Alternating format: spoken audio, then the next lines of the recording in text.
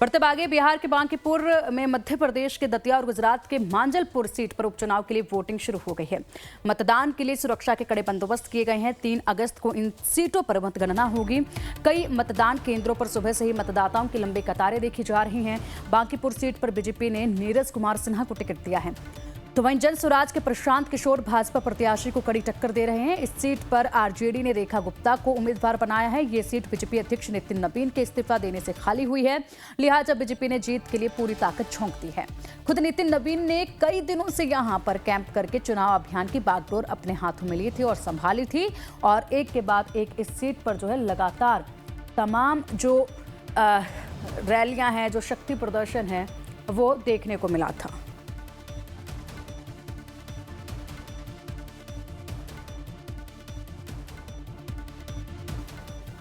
तो आज आखिरकार यहाँ पर किस्मत में की लकीरें जो है वो देखी जाएंगी, किसके हाथ में ये बागडोर जो है वो जाती है।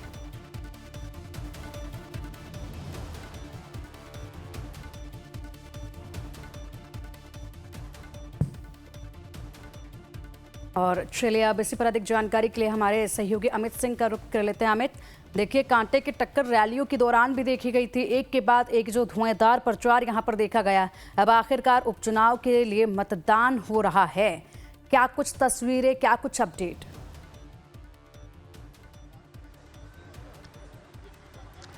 बिल्कुल पंके, कांटे का टक्कर हो ना हो, लेकिन प्रतिष्ठा दांव पे जरूर लगी हुई है, क्योंकि जिस तरीके से राष्ट्रीय अध्यक्ष नितिन नवीन का गढ़ माना जाता है, पिछले 3 दशकों में नितिन नवीन और उनके स्वर्गीय पिता जो है नवीन किशोर सिन्हा, उनका ये गढ़ रहा है। यानी कि 30 से ज़्यादा सालों से बीजेपी का गढ़ रहा है। उस गढ़ को बचाने की बड़ी चुनौती, बड़ी प्रतिष्ठा दांव पे लगी है, और उस जगह से हमारी मौजूदगी है जो जमाल रोड मतदान केंद्र है बांकीपुर का, जहां रामकृपाल यादव, जो कभी लालू यादव के राइट हैंड हनुमान माने जाते थे, वो बीजेपी में है और यहाँ के मंत्री है, बिहार में सहकारिता मंत्री, वो वोट डालने कुछ मिनटों बाद यहाँ पहुँचेंगे। लेकिन हम तस्वीरें आपको दिखा रहे हैं, ये वो मतदान केंद्र है जहाँ पर अभी मंत्री आएंगे, वोट करने आएंगे। लेकिन लोग जो वोट करके यहाँ पहुँचे हैं, जरा उनसे भी हम बात कर लेते हैं।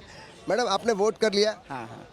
क्या मन में क्या विकास मुद्दा है या और भी कोई मुद्दा है जिसको लेकर? विकास ही मुद्दा है, और विकास तो देख ही रहे हैं, पटना में कितना विकास हुआ ये हम लोग देख ही रहे हैं। इसलिए उसी मुद्दे पर उसी तरीके से चल रहे हैं कि विकास होना चाहिए और ज़्यादा होना चाहिए। लोग ये कहते हैं बहुत हाई प्रोफाइल ये सीट है, नितिन नवीन राष्ट्रीय अध्यक्ष है और उन्होंने यहाँ पर कई बार से जीत हासिल की है। क्या ये भी दिमाग में होता है वोटर्स के कि भाई बहुत बड़ा? ऐसी कोई बात नहीं कि हर साल वो जीत रहे हैं तो उन्हीं को दे, लेकिन हाँ देख रहे हैं विकास है, वो अच्छे हैं, तो उसी मुद्दे पर हम लोग भी दे रहे हैं। सुबह सुबह पहुँच गए? हाँ, एकदम आ गए। और घर में भीड़ नहीं है, कोई नहीं है, बस 2 आदमी है, आ गए, दे लिए, फिर अब जाके घर का काम करेंगे। घर का काम करेंगे। और बच्चे सब बाहर है, यहाँ नहीं है कोई। ठीक है, आपने सोचा कि सबसे पहले वोट करके? हाँ, देख करके अपना निश्चिंत हो ले, बाद में भीड़ हो जाती है, लोग धक्का मुक्की करते हैं, हम जाएंगे, इसलिए तो पहले आ जाओ, पहले दे लो। मानती है कि विकास मुद्दा यहाँ का है बांकीपुर का, महिलाओं के लिए, सुरक्षा के लिए? सुरक्षा है, महिलाओं की सुरक्षा पूरी है, बस देना था, उपचुनाव है तो देना है, पहले तो विकास वो कर ही रहे हैं।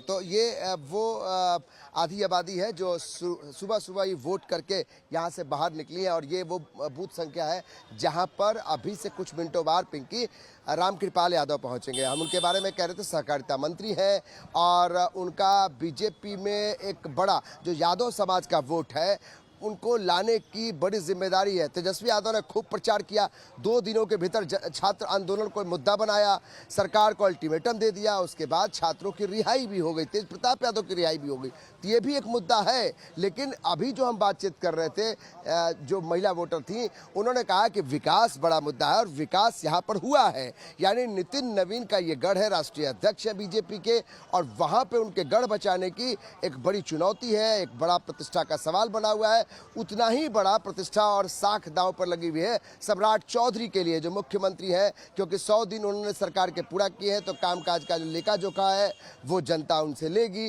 और जनता उसको जहन में रखकर भी वोट करने यहाँ पहुंची है। तो पिंकी, अगले कुछ मिनटों में रामकृपाल यादव होंगे, तो उनसे भी बातचीत करेंगे, और सीपी ठाकुर जो पूर्व केंद्रीय मंत्री और विवेक ठाकुर जो सांसद है, उनसे हमने बातचीत की अभी कुछ मिनटों पहले, तो उन्होंने यही कहा कि भाई विकास, आप 20 साल पहले का देख लीजिए शासनकाल और 20 साल के बाद जो विकास है हम उसी को देखकर मानते हैं कि जनता उन्हें वोट करेगी। यानी कि बीजेपी की तरफ रुझान जो है वो दिखाई पड़ रहा है, लेकिन हम यही कह सकते हैं कि जनता के मन में क्या कुछ चल रहा है, उनका मूड क्या है, वो पता चलेगा जब वोट करने के ठीक बाद है। 3 अगस्त को बिल्कुल अमित। उसका मतगणना होगी। पिंकी।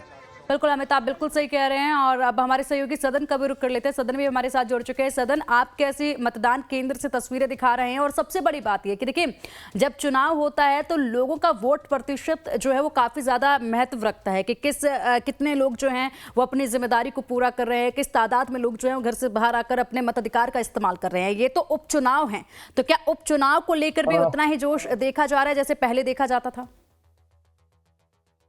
बिल्कुल पिंकी, ये लोकतंत्र का खूबसूरती और ये लोकतंत्र का पर्व है। चुनाव जो है, वोटिंग की जो प्रक्रिया जो है वो सुबह 7 बजे से शुरू हो चुकी है। अभी हमारी मौजूदगी जो पटना वुमेन्स कॉलेज में है, सुबह 7 बजे से ही है। जब यहाँ पे ओपन हो रहा था, लगभग 6:40-50 से ही लोग यहाँ पे मॉर्निंग वॉक करने के लिए आते हैं और लोग जो है कतारबद्ध तरीके से जो यहाँ पर वोटिंग करने के लिए यहाँ पर खड़े हो चुके थे। तो लोगों ने ये भी बताया कि हम लोग मॉर्निंग वॉक पे आते थे तो पहले जो है हम लोग सोचे जाके वोटिंग कर लेते, उसके बाद जो है घर का काम या फिर जो भी काम है घर का वो करेंगे। तो लोगों में काफी जो है जागरूकता है वोटिंग को लेकर। लोग एक एक करके यहाँ पर जो पटना वुमेन्स कॉलेज में है यहाँ पर पहुंच रहे हैं। वोटिंग की प्रक्रिया इनकी शुरू हो चुकी है और हमारे पीछे देख सकते हैं कि कई लोग जो वोट डाल के जो है यहाँ से निकल रहे हैं और लगभग यहाँ पे 4-5 जो है वो यहाँ पे बूथ केंद्र बनाए गए हैं। सभी लोग यहाँ पे वोटिंग करके यहाँ पे निकल रहे हैं।